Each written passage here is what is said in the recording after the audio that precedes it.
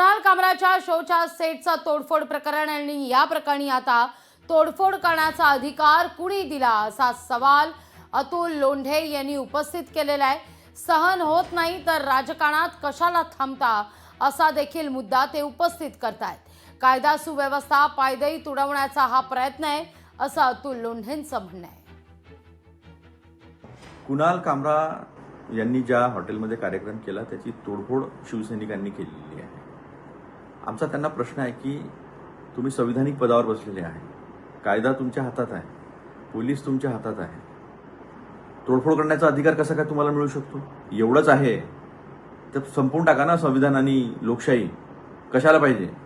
Freedom of speech जर तुम्हाला मान्य नाही तर, आणि असं आहे हे वाईट आहे तर मग राहुल गांधी आणि गांधी परिवारावर तुम्ही 50 वर्ष झाले टीका करून राहिले, खालच्या स्तरावर जाऊन टीका करून राहिले, तुमचे नेते करून राहिले। 2014 नंतर त्याच्यामध्ये प्रचंड वाढ झाली।